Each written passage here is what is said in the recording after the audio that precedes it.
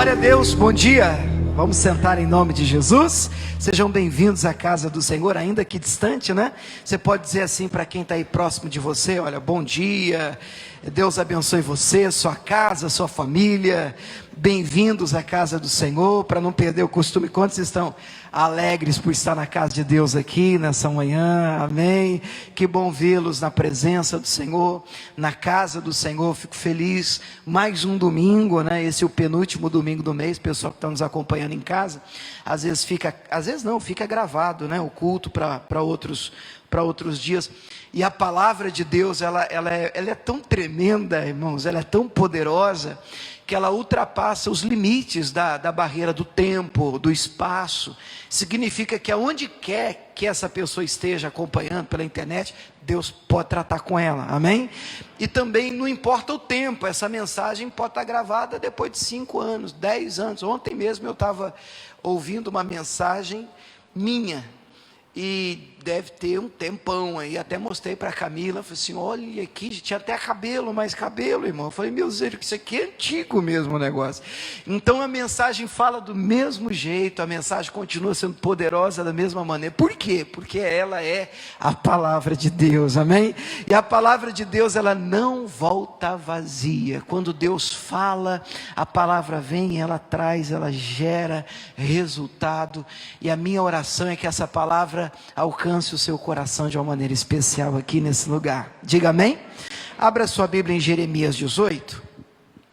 Antes da gente entrar em Jeremias, né, gente, vamos ler primeiro aos Coríntios 14, só para lembrar do endereço. Do endereço, a gente vai retomar o que a gente vinha fazendo. Nós estamos no meio de uma série de mensagens sobre... Eu vou falar de crescimento espiritual, mas o nome que leva a série é Em Suas Mãos. Daqui a pouco a gente mostra isso de uma maneira mais clara, de uma maneira mais evidente, mais forte, mais poderosa. Mas eu queria ler primeiro aos Coríntios 14, 20. 1 Coríntios 14, 20. E a gente entra nesse texto só para mostrar para você para onde estamos indo. Eu faço questão de sempre fazer isso, pelo menos na maioria dos cultos. Para onde estamos caminhando, para saber se você tem interesse de ir comigo, né? Para o mesmo endereço, para o mesmo rumo, para onde nós estamos caminhando em nome de Jesus. 1 Coríntios capítulo 14, o verso é o de número 20. A palavra de Deus diz assim, você pode ler comigo? Vamos lá? Irmãos, não sejais meninos no entendimento, mas sede meninos na malícia e adultos no entendimento. Diga glória a Deus. Então de lá para cá a gente vem perseguindo esse objetivo, esse alvo. Nós traçamos como meta, como objetivo, escute isso para mim, é importante que entre no teu coração, porque tudo que tenho ministrado agora nesse final de ano, visa crescimento espiritual, maturidade espiritual. Então você falar para mim, qual é o objetivo? O que você quer com isso, pastor? Eu quero ver essa igreja crescendo. E quando eu digo a igreja crescendo, eu não estou falando apenas numericamente. Eu li um livro muito interessante e achei uma frase tão forte, irmãos. Nesse livro que eu estava lendo, ele disse assim: olha, cuidado com crescimentos que são apenas inchaços, porque câncer também cresce. E não é nada sadio, e é verdade. Então eu quero um crescimento, mas eu quero um crescimento sadio. Qual é o primeiro crescimento que nós devemos desejar? O espiritual. Então eu quero ver a igreja crescendo, primeiramente, espiritualmente. Isso é importante? Puxa, pelo amor de Deus, isso é muito importante. E como é que nós atingimos essa maturidade? No início dessa série a gente falou sobre 3 tipos de pessoas que o apóstolo Paulo define em 1 Coríntios no capítulo 2 e 3. Ele fala sobre o carnal, ele fala sobre o natural, ele fala sobre o espiritual. E dos 3 a gente entendeu que o carnal é o pior dos 3. Por quê? Porque ele é um irmão em Cristo, ele, entre aspas, nasceu de novo, mas ele se recusa a crescer, ele se recusa a desenvolver. Porque ele ainda tem um comportamento infantilizado, ele ainda detém um comportamento de menino, de criancice. E em regra, Deus não usa criancice, gente com criancice na fé. A gente tem que desenvolver. Por isso Paulo, ele chega também a afirmar que quando ele era menino, ele agia como menino, ele discorria, ele falava, ele agia como menino, mas quando ele cresceu, ele abandonou as coisas de menino. Perceba que não é um problema ser menino, o problema é estar em se manter menino. Todo mundo nasce pequeno. Jesus disse a Nicodemos em João 3, necessário vos é nascer de novo. E quem nasce de novo, nasce pequeno, nasce infantil, nasce sem saber as coisas, engatinhando na fé. Mas o tempo passa, nós vamos bebendo, comendo, se alimentando do puro leite espiritual, como disse Pedro, em 1 Pedro no capítulo 2, para que por ele vá descrescendo, a gente vai desenvolvendo, a gente vai amadurecendo, e aquilo que era criancice no início, que era aceitável no início da nossa caminhada de fé, agora não dá mais para aceitar. Agora a gente tem que deixar para lá, agora a gente tem que absorver, agora a gente tem que desenvolver. Então, qual é o nosso objetivo final? Crescimento espiritual. Você pode dizer amém? Fala para mim, igreja do CPA 4, qual é o nosso objetivo final? Até rimou, né? Vamos tentar de novo. Qual é o nosso objetivo final? Crescimento espiritual. É para lá que eu quero ir, é para lá que eu quero levar você. E se você quiser ir comigo, essas reuniões de domingo, elas têm esse objetivo, é mais focado ainda, principalmente até o final desse ano. A gente fala assim, até o final do ano, parece um tempão, né, irmãos? Mas nós já estamos praticamente terminando novembro, né? Domingo que vem já é o último domingo de novembro de 2020, então mês que vem já é o último mês do ano, mas vamos terminar esse ano crescendo, rompendo espiritualmente, amém? Aí vem o nosso texto principal, que é o de Jeremias 18, vamos lá para Jeremias 18, esse texto eu tenho lido no início de cada ministração. Por quê? Porque a série de mensagens saiu desse texto, qual é a série de mensagens do domingo? Vamos colocar aqui pelo menos a série é essa, ó. Em suas mãos, nas mãos de quem? Só para checar, do pastor, é isso? Vocês estão indecisos? Nas mãos de quem, pessoal? Nas mãos de Deus. Não existem melhores mãos para se estar do que nas mãos de Deus. Então a nossa vida está na mão de Deus. Sua vida está na mão de Deus também? Agora, ter a vida na mão de Deus implica, você afirmar isso, implica em algumas decisões que a gente precisa tomar. A gente tem que ser coerente. Não, minha vida está na mão de Deus, mas eu faço dela o que eu quero. É esquisito. É eu entregar um bem para você, é eu te dar esse microfone de presente e dizer, não, meu microfone está nas tuas mãos, mas é meu, é eu que decido o que eu faço com ele. Peraí, mas ou eu entrego ou eu não entrego.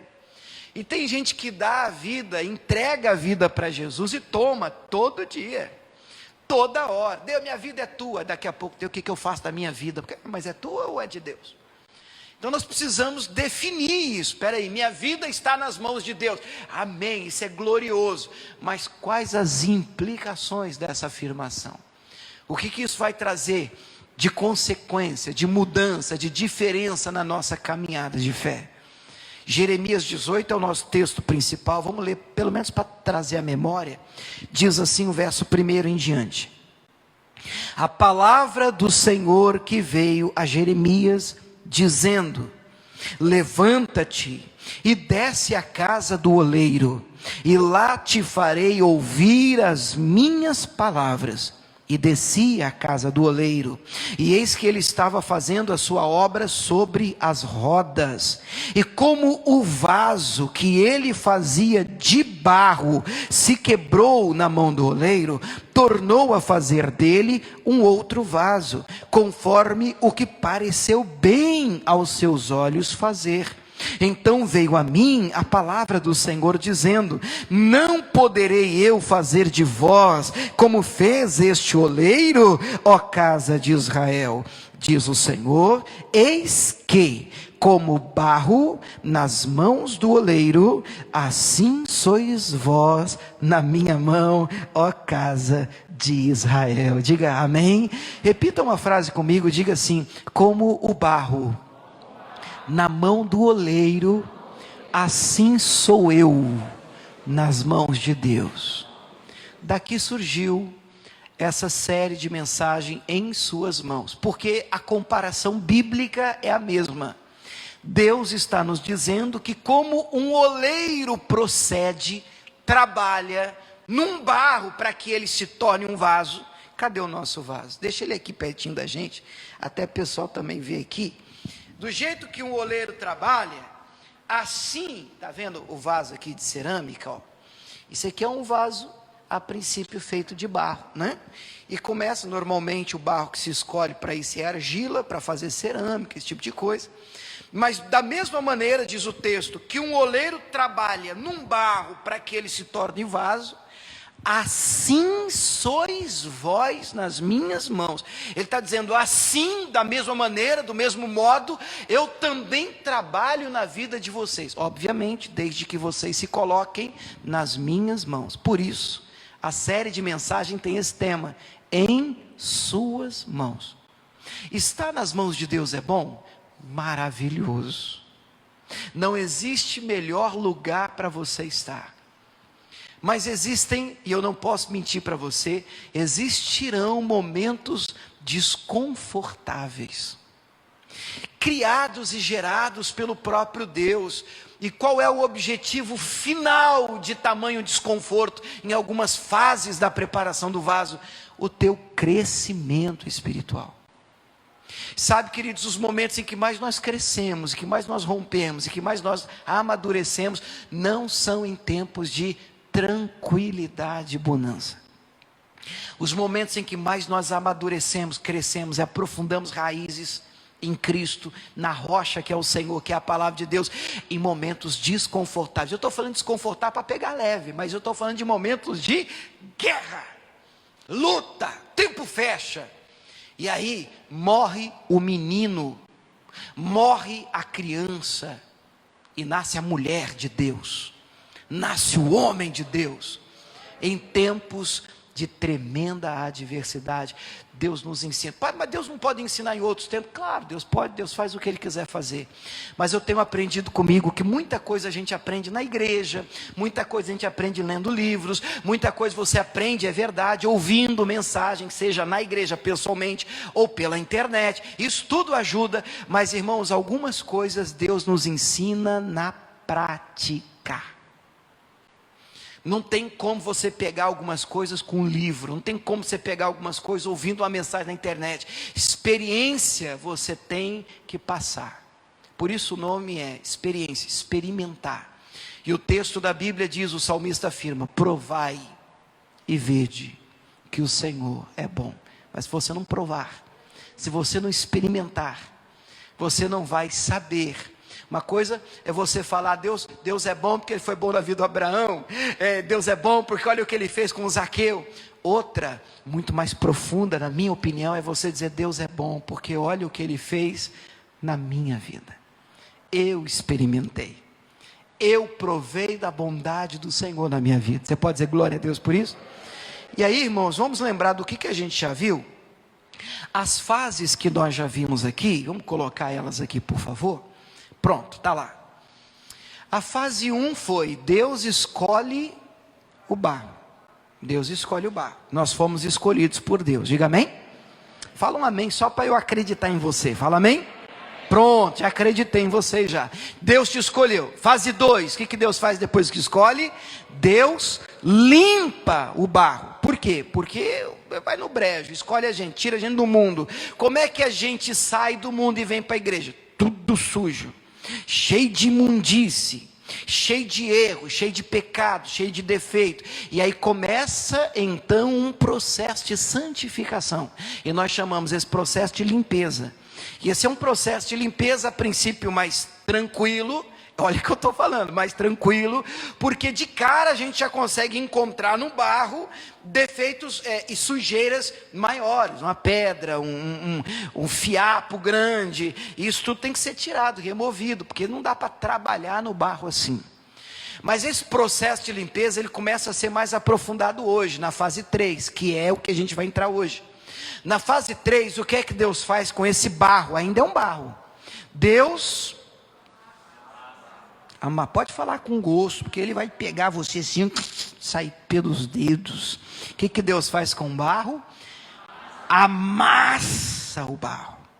Pastor, Deus faz. Deus faz. Ele pega um barro que às vezes, tudo bem, pode até ter tirado a sujeira dele, mas ele ainda está duro, resistente. Não deu liga, sabe, liga, você vai amassando. Quem faz bolo e tem pão, você pega a massa e aquilo tem que dar ponto. Tem que estar no jeito para você. Agora dá para eu fazer, agora dá para eu modelar, agora dá para ir para o fogo, agora dá para eu mexer nele. Antes, se a massa tiver ou mole demais ou dura demais, você precisa trabalhar nisso. Mas eu particularmente penso que o que acontece muito com os crentes que começam na fé e que são crianças e que precisam ser amassados é uma dureza de coração. Eu lembro, eu vou falar por mim, tá, irmãos? Você que olha para si e chega à sua conclusão, mas eu vou falar por mim. Eu lembro que quando a gente começa na fé, irmão, a gente é cheio das convicções, a gente tem afirmações, a gente, não, porque eu que estou certo, a gente é meio intolerante. Eu estou falando segundo a minha caminhada de fé. E aí quanto mais você vai se aproximando de Deus, eu penso que mais você vai caindo em si, e percebendo como a gente não sabe, como a gente tem que se aprofundar, como a gente tem que, menos, tem que ser quebrantado. Olha que palavra que a Bíblia usa demais, um quebrantado de coração, a oração de um quebrantado de coração, Deus não desprezará. Davi disse isso, o salmista Davi, um coração quebrantado, um coração amolecido. Ezequiel 36, 26 traz uma promessa tão linda, diz que Deus tiraria do nosso meio um coração de pedra, e colocaria no lugar desse coração duro de pedra, um coração de carne, um coração mole, e derramaria sobre esse coração o Espírito dele. Puxa, diga glória a Deus. Deus só pode usar um coração quebrantado, amolecido, um coração que se deixa dirigir, orientar pelo Espírito Santo, um coração sensível à voz do Senhor. Mas vamos ser muito sinceros, por favor, seja sincero com você mesmo. No início da nossa caminhada, nas nossas meninices e criancices de fé, nós somos um tanto intoleráveis, um pouco, para não dizer bastante, duros de coração. Nos achamos realmente corretos, somos meio que justiceiros espirituais, sabe, quase um lampião da fé, aquele cara que sai apontando, porque meu fulano, tem meu fulano e tal, mas tudo isso faz parte de uma meninice, de uma criancice, e quando a gente vai crescendo, atingindo a maturidade espiritual, o coração vai quebrantando. Mais importante do que julgar as pessoas, passa a ser amar as pessoas, se importar com as pessoas. E se alguém está no erro, você sabe disso, eu penso que não vai ser apontando, julgando, porque você não presta, você viu o que fulano está fazendo. Isso não vai ajudar ninguém, não vai salvar ninguém, só piora as coisas. Mas você dobrar esse joelho lindo, fechar a porta do quarto: Senhor, eu venho diante de ti pela vida do fulano precisa, fulana precisa, ela está precisando de ajuda, ela precisa de ser alcançada. Deus, eu oro por ele. Gente, vamos orar por ele, ao invés de falar dele, ao invés de falar dela, porque isso é maturidade.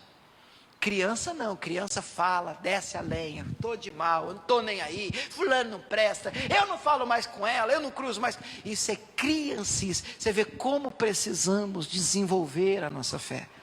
Mas para o barro ser amolecido, muitas vezes, igreja, olha para mim, dependendo da dureza do barro, tudo bem? Só mais um. Porque às vezes está tão duro, querido, que não dá para você só pôr a mão e fazer assim. Você tem que...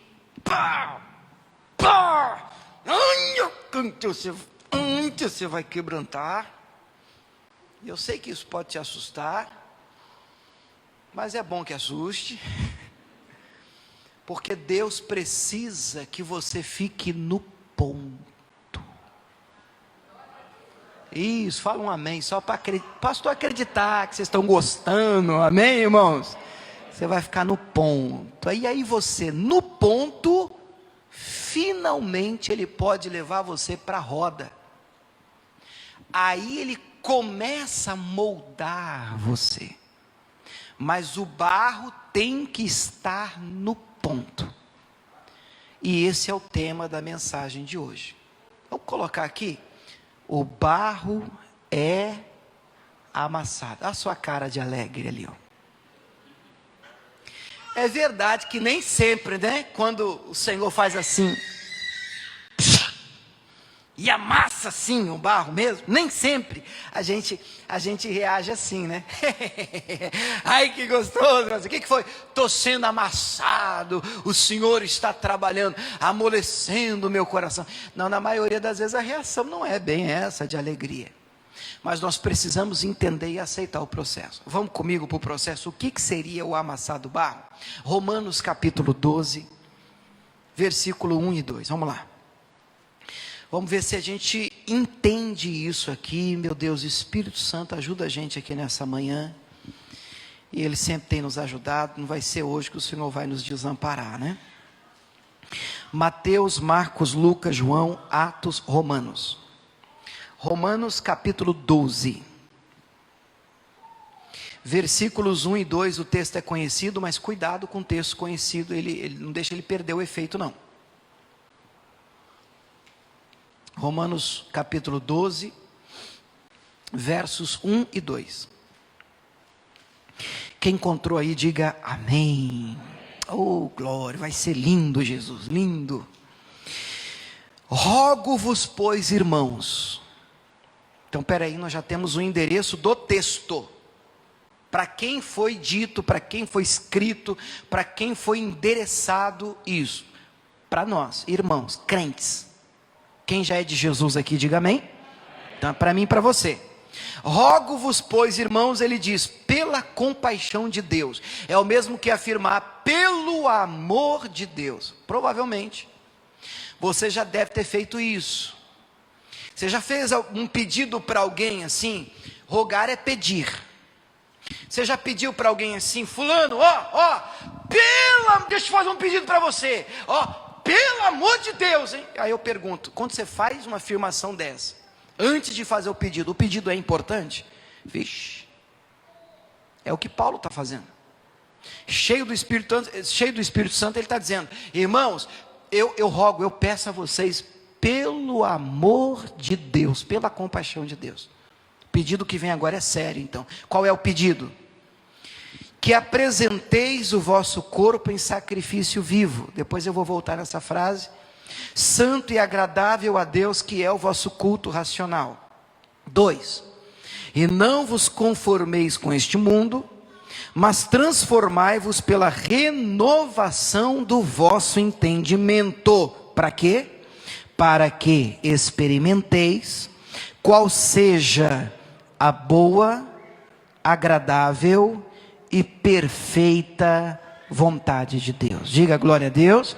Muito bem, a vontade de Deus então é boa, perfeita e agradável. De novo, a vontade de Deus é boa, perfeita e agradável. É tudo que nós queremos. Nós queremos atingir uma maturidade perseguindo a vontade de Deus para a nossa vida. O que é que Deus quer de mim? O que é que Deus quer de você? Uma vez eu ministrei aqui durante a semana uma mensagem sobre esse verso 2, que diz, transformai-vos pela renovação do vosso entendimento. E aí nós decoramos aqui uma frase, mente renovada, vida transformada. Vocês lembram disso? Vamos decorar a frase, mente renovada é igual o quê? Vida transformada. Toda mudança de vida começa aqui, na cabeça, na mente, na mentalidade. Você vai até onde você acredita. Você faz o que você acredita. Você se torna, você conquista o que você acredita que pode conquistar. Se aqui não mudar primeiro, o resto não muda. Tudo começa aqui dentro. Por isso, já está na Bíblia, isso não é coach, isso não é palavra de motivação qualquer, de autoajuda, não é ajuda do alto, é o inverso. Começa aqui. Tudo começa aqui. Então, mente renovada, vida transformada. Só que nós vamos puxar o dominó mais para trás, porque é um efeito dominó, não sei se você percebeu. Uma coisa bate na outra, vai levando a outra, vai levando a outra, vai levando a outra, e termina eu experimentando a boa, agradável e perfeita vontade de Deus. É o final do texto. Então é lá que eu quero chegar, mas vamos voltar a fita, voltando a fita. Ó, voltei. Início do versículo 1. Como é que começa? E aí eu vou pedir para você destacar uma frase. Rogo-vos, pois, irmãos, agora, pela compaixão de Deus, sublinhe essa frase agora, sublinhe, que apresenteis o vosso corpo em sacrifício vivo. Sublinhe essa frase, que apresenteis o vosso corpo em sacrifício vivo. Vamos lá, vocês estão tímidos, vamos tentar, essa frase é importante. Que apresenteis o vosso corpo em sacrifício vivo. Só mais uma vez, para eu tentar de novo, vamos lá. Que apresenteis vosso corpo sacrifício vivo. Está ficando bacana. Primeiro, o texto diz que apresenteis. Isso aí não é o Senhor que vem, me dá. É você que apresenta. Então é uma vontade sua. Você apresenta ou não apresenta. Você oferece ou não oferece. Oferece o quê? O seu corpo. Entenda por corpo carne. E eu ofereço o meu corpo em quê? Em sacrifício vivo. Peraí. A mente agora bugou. Porque realmente são duas palavras que parecem não andarem juntas, não faz sentido. Por que é um sacrifício? Sacrifício no Antigo Testamento, principalmente, você pegava um animal vivo e levava até o altar e fazia o que com ele? Matava. Não tem sacrifício sem morte. Um sacrifício era imolar lá o carneiro, um cordeiro, um animal, dependendo, era uma série de rituais, principalmente no Antigo Testamento, onde eu sacrificava ao Senhor no altar. Então, peraí, tinha que ter morte no altar para que eu tivesse acesso a Deus. Antigamente era assim. Então, sacrifício implica em dizer morte. Mas aqui diz que eu tenho que apresentar o meu corpo, o meu eu, a minha carne, em sacrifício, morte, vivo, vida. Puxa, como assim, pastor? Tudo começa aqui. Depois vem a mente renovada, vida transformada. E depois vem experimentar a boa, perfeita e agradável vontade de Deus. Mas onde é que a coisa começa? Começa em um sacrifício que eu tenho que fazer. Ah, é vender tudo e dar na igreja. Não, é muito mais custoso do que isso. Irmãos, com todo o temor eu digo a você, se a questão fosse só dinheiro, seria muito mais fácil. Mas o que é que tem que ser sacrificado? O seu eu. A sua vida. Aí você pensa, pastor, então, você está dizendo que eu tenho que tirar a minha vida? Não, pelo amor de Deus, irmão. Uma parte de você tem que morrer. E uma parte de você tem que viver. Ainda está meio confuso, né? Mas o apóstolo Paulo diz: considerai-vos mortos para o pecado e vivos para Deus em Cristo Jesus. Então tem um lado seu que tem que ir para a cruz, para o altar. E eu fico pensando, quando as pessoas falam de altar, parece um lugar de glamour. Um lugar onde as pessoas, sem saber, elas querem subir para aparecer. Mas altar sempre foi um lugar de morte. Altar sempre foi um lugar de sacrifício. Aonde o que era vivo é morto. Você pode dizer amém? E aí vem o Senhor, Espírito Santo, por Paulo, pela vida de Paulo, e diz: rogo-vos, eu peço a vocês, pelo amor de Deus, decidam morrer para si e viver para Cristo. O que é isso? Isso é um sacrifício vivo, é uma oferta a maior de todas, que você pode apresentar a Deus, e deve apresentar, se você quiser ser um vaso na mão do Senhor, bênção na mão dele. Pastor, eu quero ser usado por Deus. Não tem outro caminho, não tem cursinho, não tem um livreto que você vai ler e vai dizer, não, agora, mas peraí, você já foi para o altar?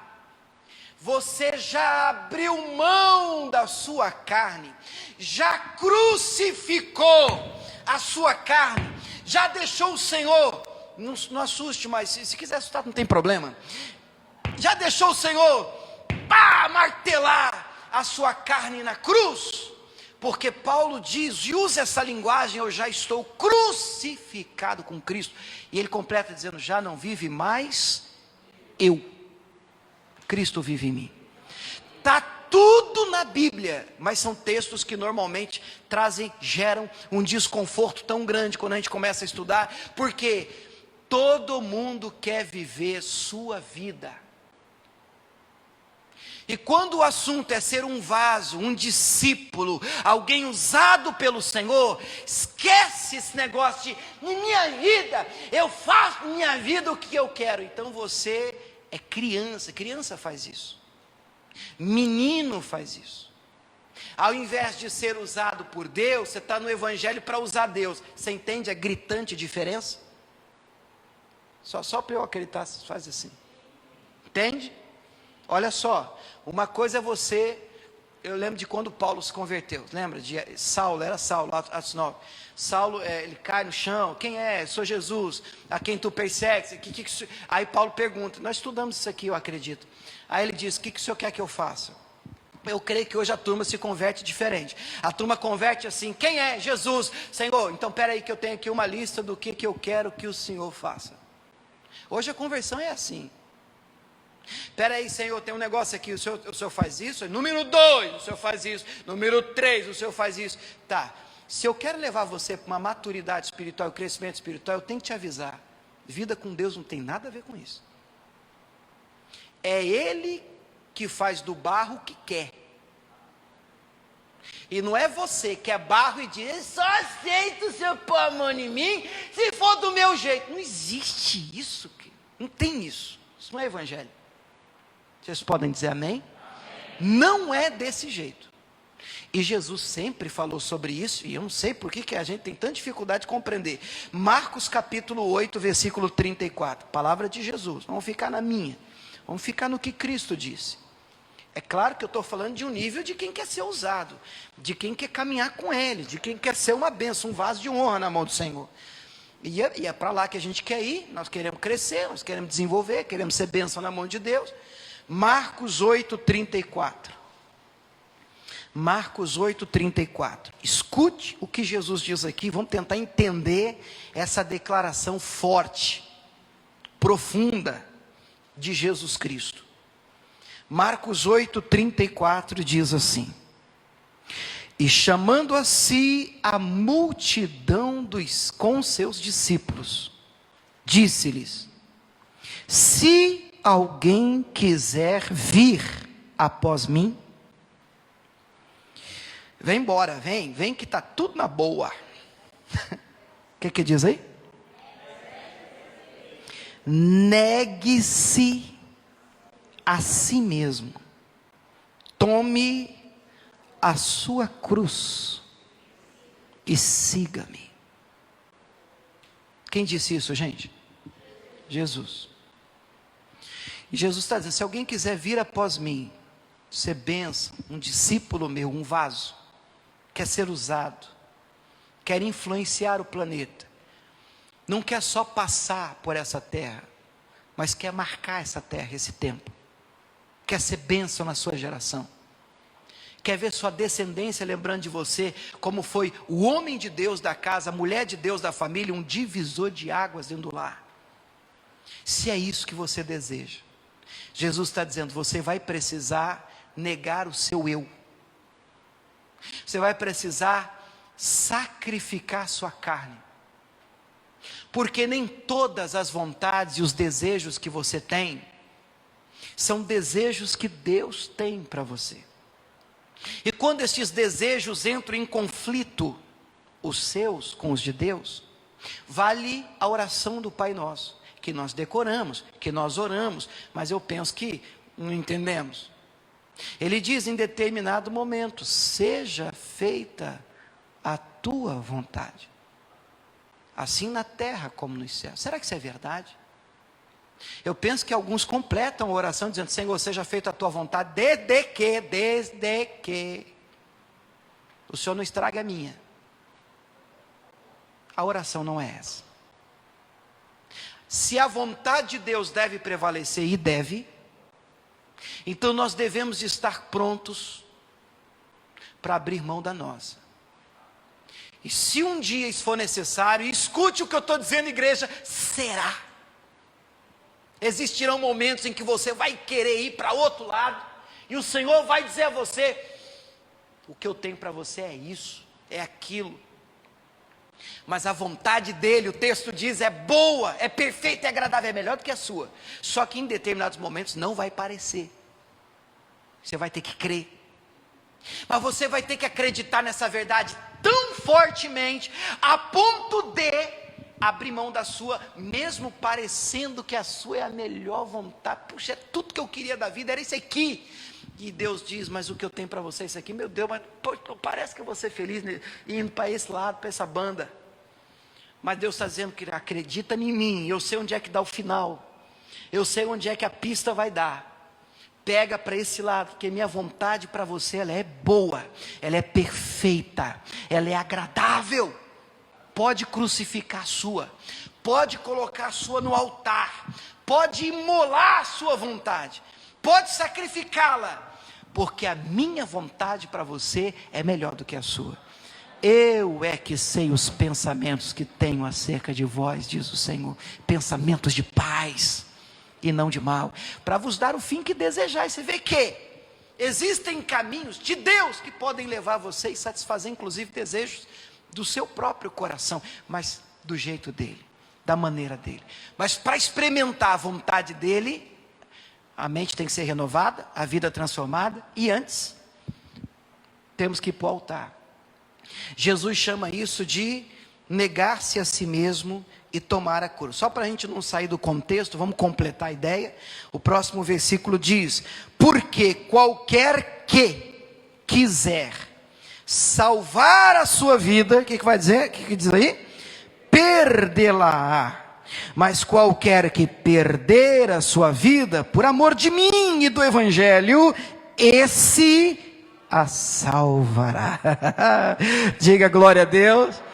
É uma matemática esquisita do Senhor. Quem quer ganhar a vida, não quer minha vida, e vê escapando pelos dedos, não flui, não acontece. Mas quem diz: Deus, minha vida é sua, eu quero ser o que o Senhor planejou que eu fosse, porque é só aí que você vai ser completamente feliz e vai explorar todo o potencial que Deus colocou dentro de você.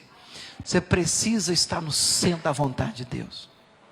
Mas para o homem nascer, o menino tem que morrer, tem que ir para a cruz, tem que ir para o altar, tem que ser sacrificado. Sacrifício vivo.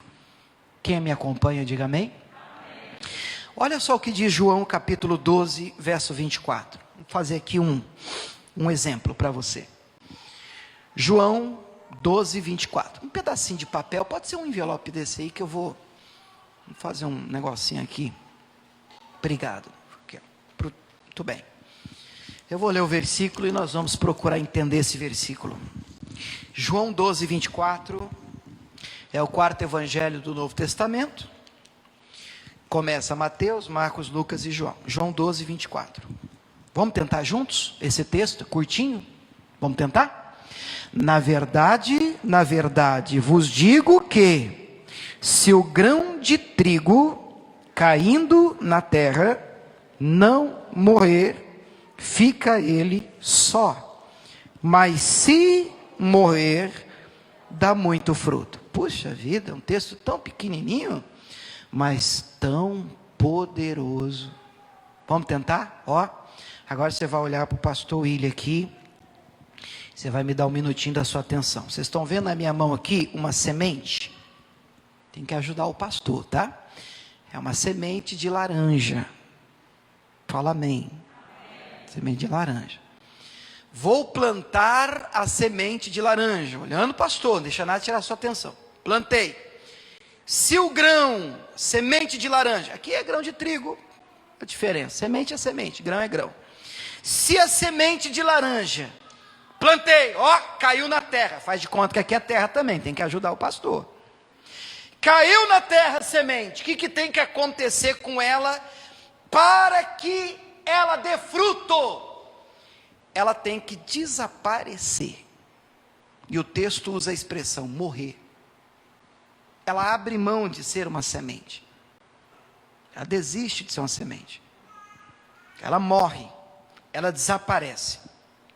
Mas se essa semente for turrona, barro duro, minha vida, porque eu preciso aparecer, tem que ser notado. Se ela for turrona, barro duro, e se recusar a morrer, o que acontece com ela? O texto diz, ela fica só, ela continua, o tempo passa e ela fica ali, sendo uma semente só, uma semente só. O ano que vem, uma semente. Daqui 10 anos, ela só é aquilo, uma semente. Porque há um potencial dentro dela. Há algo que pode explodir de dentro dela. E fazer com que ela frutifique muito, muito todos os anos.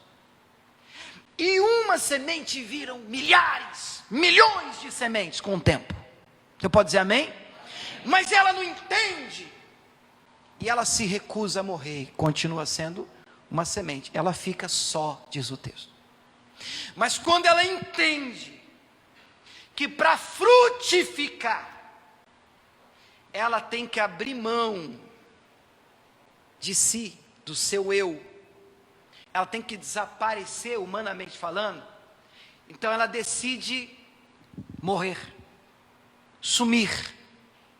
E quando ela some, um potencial explode dela. Vem os galhos, o tronco, os galhos, as folhas, e ela frutifica. Uma vez, 2 vezes, 3 vezes, 4 vezes, e bem tratada ela não para de frutificar. Segredo: o menino tem que morrer para nascer e aparecer o homem de Deus, a mulher de Deus surgir. A menina, a criança precisa desaparecer. Vocês podem dizer amém? Quem está entendendo isso, diga glória a Deus. Deixa eu te contar um exemplo bíblico. João capítulo 3, verso 25. Para mim é um dos exemplos mais claros. Mas tem muito na Bíblia, né? Afinal de contas, esses grandes homens de Deus foram usados pelo Senhor. Você vai ver um padrão na vida deles. Existiu um momento em que eles tiveram que sumir. Quando eu digo sumir, eu estou dizendo eles abriram mão de si. O que girava eles, o que impulsionava eles, não eram os planos pessoais. E pelo amor de Deus, eu não estou dizendo que você não tem que planejar, nós já até passamos por isso. O que eu estou dizendo é o que é mais importante, meu Deus, o que o Senhor quer de mim? Eu quero ser o que o Senhor planejou que eu fosse, porque é para lá que a gente está indo, afinal de contas, não é esse o tema da série? Eu quero estar na mão de Deus, e estar na mão de Deus implica em Deus fazer de você o que Ele quiser fazer. Agora, pensa comigo, não faz sentido você dizer, não, minha vida está na mão de Deus. Na hora que Deus diz assim, então peraí que eu vou fazer de você um vaso de honra na minha vida. É porque eu tenho outros planos. Eu não estou entendendo você, querido. Que barro esquisito que é você. Não está dando para trabalhar com você. Os teus planos são maiores que os meus para a sua vida. Você tem uma vida particular, paralela à minha. Aí não está dando para eu agir na sua vida. Vocês conseguem entender o que eu estou falando? Agora, quando a gente crê, porque você tem que crer, tudo parte do crer. Crer no quê? Que a vontade de Deus, esse é o contexto, é boa, perfeita e agradável. Em outras palavras, a vontade de Deus é melhor do que a minha. Mas você tem que acreditar com força nisso. porque é isso que faz você abrir mão, parar de brigar pelo que você quer e deixa Deus tomar o volante do carro. E você vai para o banco passageiro, Senhor, Espírito Santo. Romanos 8 diz, aqueles que são guiados pelo Espírito de Deus, esses são filhos de Deus. Eu não quero ser guiado por mim, eu não quero ser guiado pelas circunstâncias. Eu quero que o Senhor guie a minha vida, porque eu sou filho do Senhor. Você pode dizer amém por isso, irmão? Mas isso é fé. Aí você tem que acreditar, Deus, a vida que o Senhor planejou para mim é melhor do que qualquer vida que eu possa planejar, lutar para ter. A vida de Deus é a melhor vida que você pode ter, a vida que o Senhor planejou para você. Você tem que crer nisso. Amém? Escute, João capítulo 3 mostra bem o que é ser uma criança e o que menino espiritualmente falando, né? E o que é você crescer na fé. O verso 25, eu vou ler e aí eu explico. O 25 diz assim: houve então uma questão entre os discípulos de João e um judeu. Uma questão aqui é uma briga, uma divergência, uma discussão. Uma questão acerca da purificação. E foram ter com João que é o João Batista, e disseram-lhe, Rabi, o que quer dizer Rabi, gente? Mestre, mestre. Aquele que estava contigo além do Jordão, do rio Jordão, do qual tu deste testemunho, ei-lo batizando, e todos vão ter com ele. Eu vou fazer aqui a minha encenação, só para você enxergar o clima, que eu sou pastor um tempinho, eu sei como é que o negócio funciona, o clima, olha o clima do texto. Os discípulos de João Batista, quem que batizou Jesus? João Batista. João Batista começou então primeiro que Jesus, correto? Inclusive batizou Jesus. Os discípulos de João Batista, vou fazer eles rapidinho, vou fazer eles, Eles chegam, João, Rabi, mestre, o que foi? O que está acontecendo? O senhor não sabe da última? Não sei o que está acontecendo. Sabe aquele cidadão que o senhor batizou? Você tem agora atrás aí? Não, que eu batizei vários. Não, aquele, o que a pomba desceu em cima do cidadão. Sei, eu batizei sim. O que tem ele? Mas o senhor não vai acreditar. O senhor batizou ele e agora ele está batizando também. E eu não ia falar para o senhor não, mas a turma está tudo indo para lá. Você quer ver um pastor criança, irmão? Infantil, e tem. É quando um pastor escuta um negócio desse, a turma está tudo indo para lá, manifesta. Ele já fica assim tremendo, o olho piscando. Aí, o que ele prefere? O criança, o menino, você nunca mais vai esquecer disso. O que ele faz? Ele ataca o outro, ele fala mal do outro, porque ele não tem segurança. Irmão, quando você é adulto, cara, você é liberdade, é gostoso, irmão, você atingir a maturidade espiritual. Por quê? Porque o que vale? O que vale é o que Deus mandou você fazer. E tem gente fazendo coisa boa por aí, claro, o que Deus mandou eles fazerem. E quem é que está certo? Cara, está todo mundo certo se estiver fazendo o que Deus mandou fazer. E qual que é o problema? Nenhum. E você é livre. Você vai, você volta, você sobe, você desce. Agora você foi liberto do diabo, do inferno, para ser escravo do William. Não, vocês estão proibidos de ir. É muita insegurança. Só quem sabe quem realmente é, irmão, pode se dar o luxo de jogar uma toalha nas costas e lavar os pezinhos sujos dos discípulos, né? Vem cá, me dá esse pé fedido aqui. Peludo, feio, que cada pé feio que devia ter, né, irmão, com sandália. E Jesus lavando. Mas mestre, o que vão dizer de você? Cara, eu sei quem eu sou, rapaz. Isso é libertador. Você sabe quem é você em Cristo Jesus? A opinião dos outros não importa, assim. Você precisa saber se você está fazendo o que Deus chamou você para fazer. É isso que importa, no final das contas, você vai estar diante de Jesus. O que ele vai te perguntar é isso. Você pode dizer amém? Amém. Aí eles correm para João e dizem, ele está batizando. Vê se pode, começou depois do Senhor. está batizando, finalzinho do 26, diz lá, e todos vão ter com ele. Eu vejo, não sei se vocês conseguem ver, olha só, um veneno assim, correndo na boca do discípulo do João Batista. Um veneno correndo assim no canto. Está todo mundo indo para lá, mestre. Rabi, está escondido aqui. O senhor vai deixar? E aí, irmãos, tem que ter um adulto na família, sabe, irmão? Porque se todo mundo for criança, vixe, vira briga de gangue. Alguém tem que ter juízo nessa casa, nessa família, nesse casamento. Alguém tem que dizer assim, para que isso, rapaz? Que espírito que é esse seu? E aí João Batista, você pode pular para o versículo 27, João Batista, ele responde e disse, o homem, ele não pode receber coisa alguma, se não lhe for dado do céu. Vós mesmos me sois testemunhas de que eu disse, eu avisei vocês, eu não sou o Cristo, mas eu sou enviado adiante dele. Aquele que tem a esposa é o esposo, o amigo do esposo que lhe assiste ouve, alegre-se muito com a voz do esposo. Assim, pois, já essa minha alegria está cumprida. Olha a paciência até aqui do João Batista com o discípulo. Gente, eu já não avisei vocês. Cara, eu vim preparar o caminho para o Cristo, mas eu não sou o Cristo. E tem gente que acha que é o Cristo. Tem uma turma que eu cruzo hoje com a turma, irmão, que eu vou dizer, parece que ele é o Cristo. Diz, cara, você não é Jesus, cara. Você não é resposta para todo mundo. Vai ter gente que você vai conseguir alcançar, vai ter gente que não. Você tem que estar muito bem com a missão que Deus te deu, cara. Mas você não é Jesus. E João Batista não entra na pilha e diz, rapaz, eu não avisei vocês que vinha após mim, maior do que eu, o Cristo, eu vim preparar o caminho. Eu não sou o Cristo.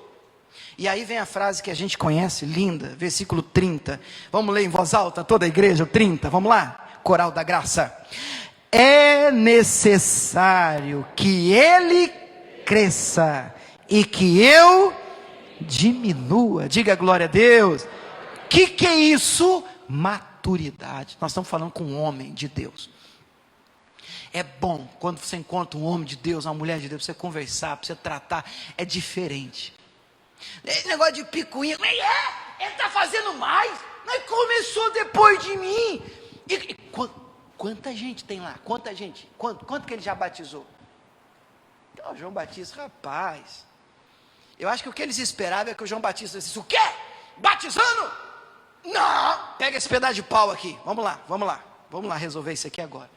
Que tem uma turma que se você deixar, não, como é que é? Verdade, irmão? Não, vamos lá agora, vamos lá falar com ele.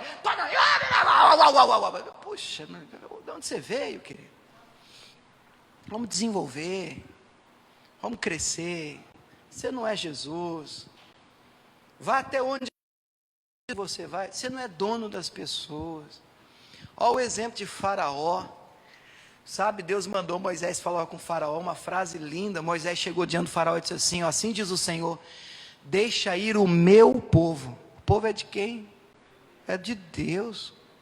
O faraó demorou a entender que na cabeça do faraó, porque ele tinha o domínio do povo, o povo era dele.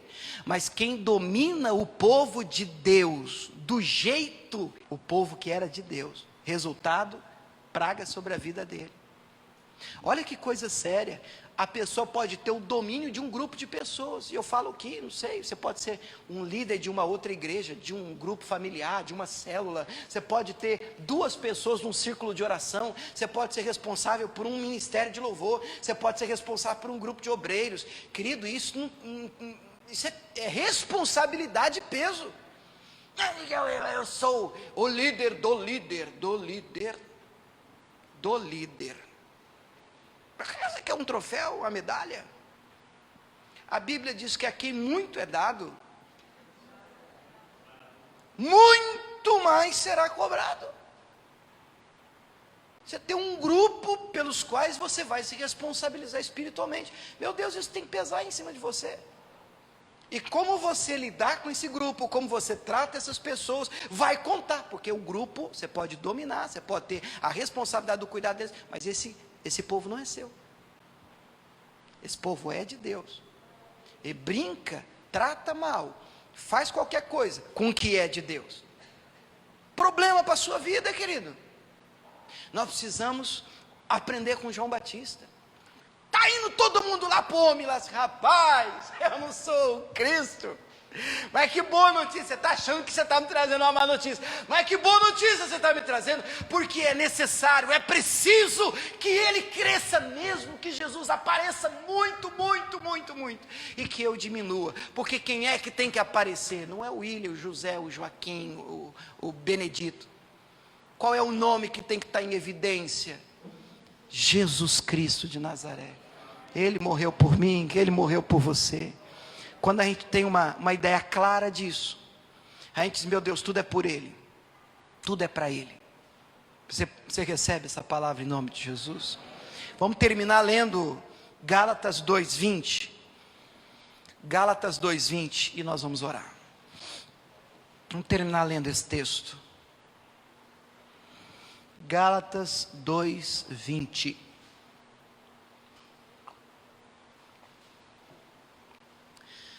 Oh glória, amassa, até criar liga, significa abrir mão do meu eu, diminuir menos do William, mais de Cristo. Não é um botão que aperta, é verdade, mas é um processo. O Senhor vai amassando e a gente vai amolecendo, ficando mais sensível à voz do Senhor. Gálatas 2:20 diz assim, e nós vamos orar. Vamos comigo para a gente terminar o último texto, né? Já estou crucificado com Cristo, e vivo não mais eu, mas Cristo vive em mim.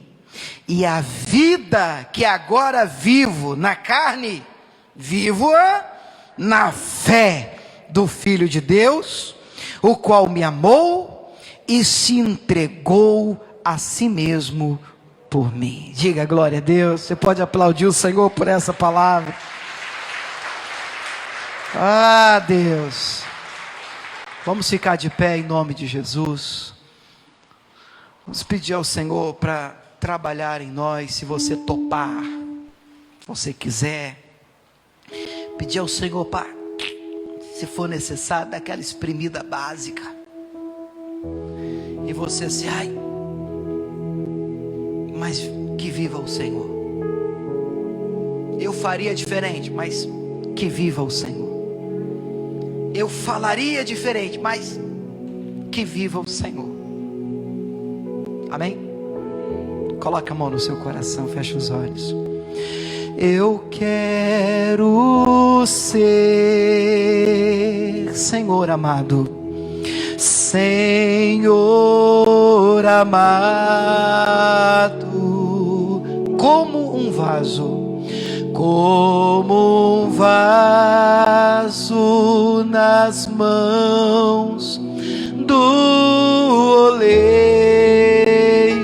Quebra minha vida, Deus, quebra minha vida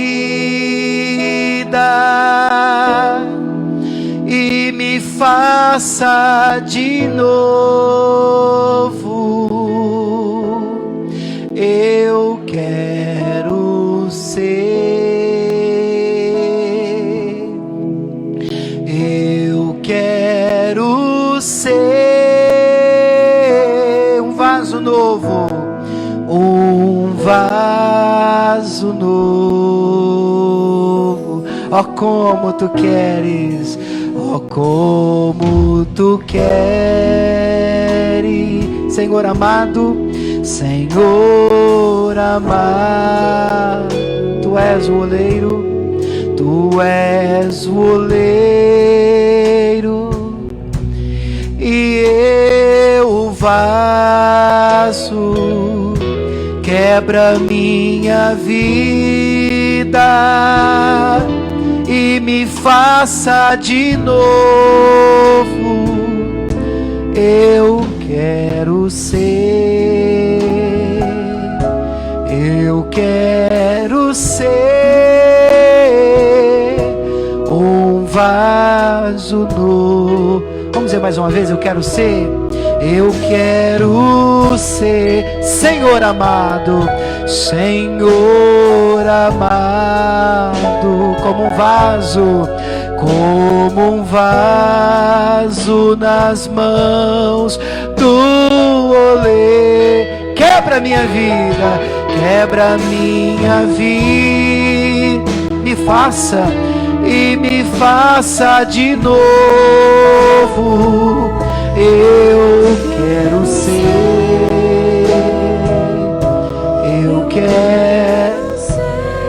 um vaso novo, um vaso. Coloca a mão no coração.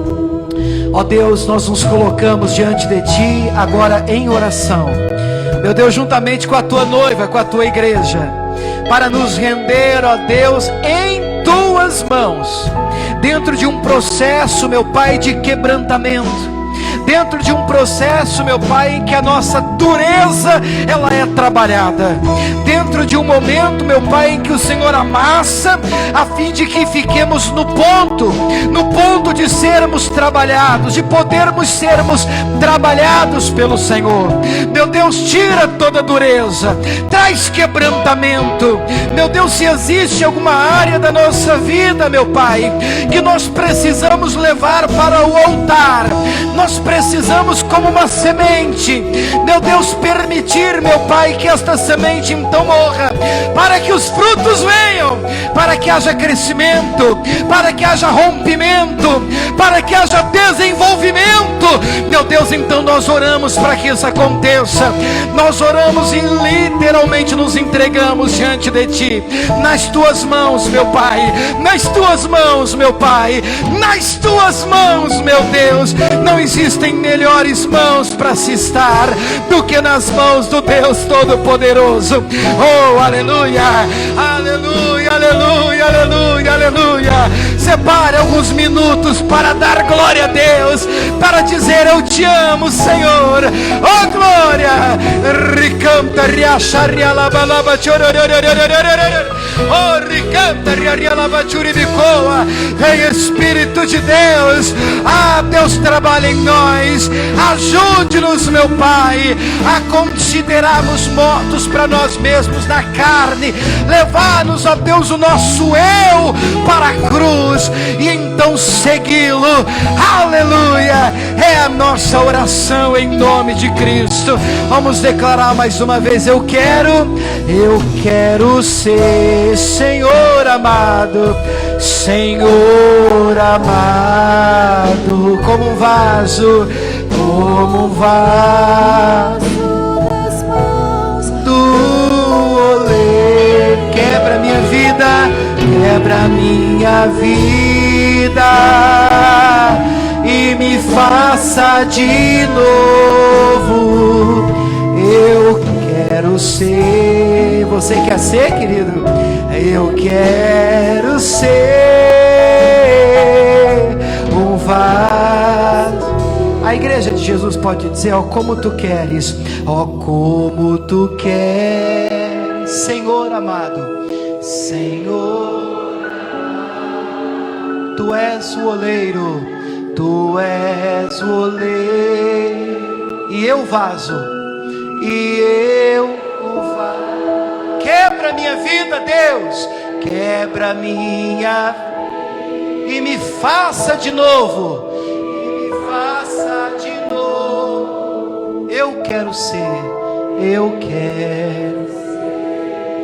com toda a minha força, eu quero ser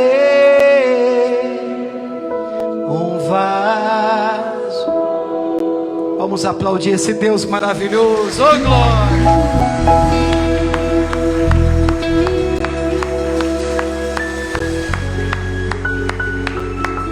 Aleluia! Diga glória a Deus. Pode sentar em nome de Jesus, queridos. E você em casa também faça o possível e o impossível para levar o seu eu para o altar, para ser crucificado com Cristo. Entenda isso. Já não vive mais você. Existem desejos, vontades e planejamentos que são prioridades, vem na frente dos seus. Mas não fique preocupado, porque eu creio e a Bíblia afirma que a vontade de Deus para você é boa, perfeita e agradável. Você nunca vai perder com Deus. O que Ele tem para você é melhor do que o que você planejou para você. Os pensamentos do Senhor são mais altos que os nossos. E a igreja de Jesus diga amém. Vocês que trouxeram ajuda, fidelidade ao Senhor, eles vão passar aí agora os dízimos de ofertas, os envelopes. Precisa? Levanta a mão, peça.